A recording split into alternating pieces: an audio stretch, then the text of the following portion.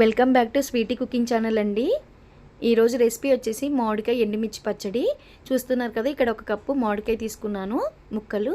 దానికి ఎండుమిర్చి ఒక 15-16 దాకా తీసుకున్నానండి. దీనికి ఒక హాఫ్ ఎల్లిపాయ సరిపోతుంది. ఇప్పుడు చూపిస్తున్నాను చూడండి. 1/2 టేబుల్ స్పూన్ జీలకర్ర, 1/2 టేబుల్ స్పూన్ మెంతులు, 1 టేబుల్ స్పూన్ ఆవాలు వేసుకోవాలి. ఇప్పుడు స్టవ్ వెలిగించుకొని కళాయి పెట్టేసుకోవాలి.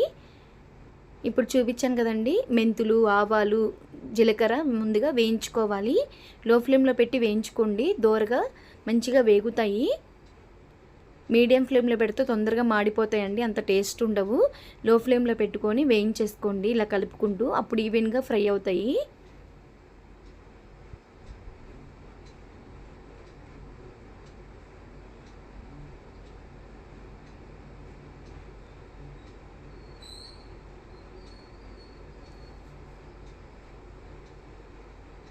చూస్తున్నారు కదా, మంచిగా వేగిపోయాయి. ఇప్పుడు ఒక ప్లేట్లోకి తీసేసుకుందాము. ఇప్పుడు ఇందులోనే 1 టేబుల్ స్పూన్ ఆయిల్ అనేది వేసుకుందామండి, ఎండుమిర్చి వేయించుకోవడానికి.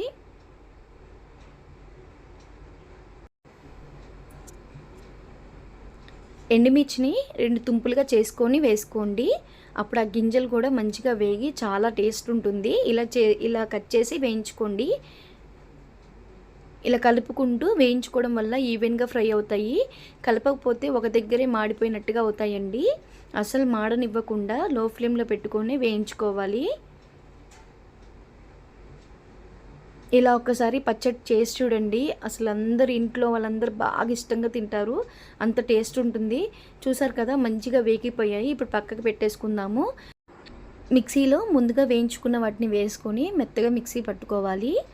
తరువాత ఇందులోనే వెల్లిపాయలు, మనం వేయించి పెట్టుకున్న ఎండుమిర్చి ఉన్నాయి కదా, చల్లారిన తర్వాత వేసుకోవాలి. ఇందులో వేసేసుకోండి ఎండుమిర్చిని కూడా.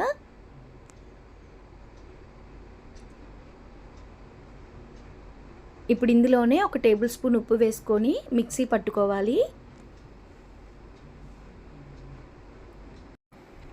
ఇలా మిక్సీ పట్టుకున్న తర్వాత మామిడికాయ ముక్కల్ని కూడా వేసుకొని కచ్చా పచ్చాగా మిక్సీ పట్టుకోవాలి. మరి మెత్తగా పట్టేసుకోవద్దు, చూపిస్తున్నాను కదా అండి, ఇలా పట్టుకోవాలి. ఒకవేళ సాల్ట్ ఎక్కువ సరిపోకపోతే వేసుకోవచ్చు. ఇప్పుడు తాలింపు అనేది పెట్టేసుకుందాము పచ్చడికి. ఇప్పుడు స్టవ్ వెలిగించుకొని కళాయి పెట్టేసుకొని, నేను పల్లీ నూనె అనేది వాడుతున్నానండి, చాలా బాగుంటుంది ఈ పచ్చడి తాలింపుకైతే. ఒక 2 టేబుల్ స్పూన్స్ దాకా ఉంటుందండి ఆయిల్ అనేది. ఎక్కువ ఉంటేనే బాగుంటుంది తాలింపులో వేసేటప్పుడు. కొంచెం ఆయిల్ వేడెక్కిన తర్వాత ఒక 2 టేబుల్ స్పూన్స్ పచ్చిశనగపప్పు వేసుకోండి. అది కొంచెం వేగిన తర్వాత వెల్లుల్లిపాయలు దంచి వేసుకోండి. ఒకసారి మంచిగా కలిపేసుకోవాలి.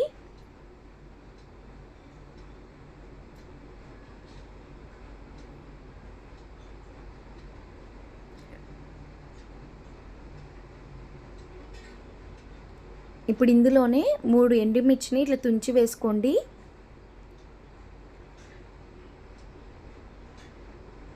ఏ పచ్చడికైనా పోపే కదండి, పోపు అనేది మాడకుండా మంచిగా మీడియం ఫ్లేమ్లో పెట్టి వేయించుకోండి, చాలా బాగుంటుంది పచ్చడి టేస్ట్ అనేది.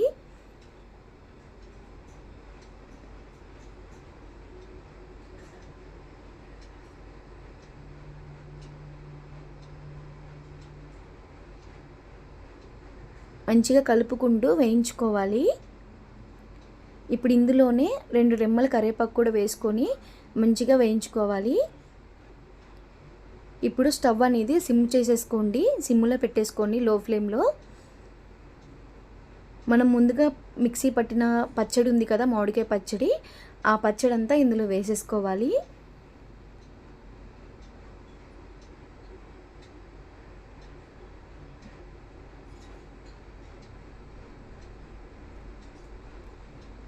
ఇప్పుడు వేసుకున్నాం కదా, ఆయిల్లో కలిసేదాకా మంచిగా కలుపుకోవాలి.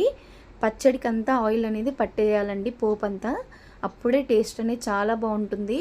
ఒకవేళ మీకు ఇంగువ వేసుకోవాలనిపిస్తే తాలింపులో కొంచెం వేసుకోండి, నేనైతే వేయలేదు.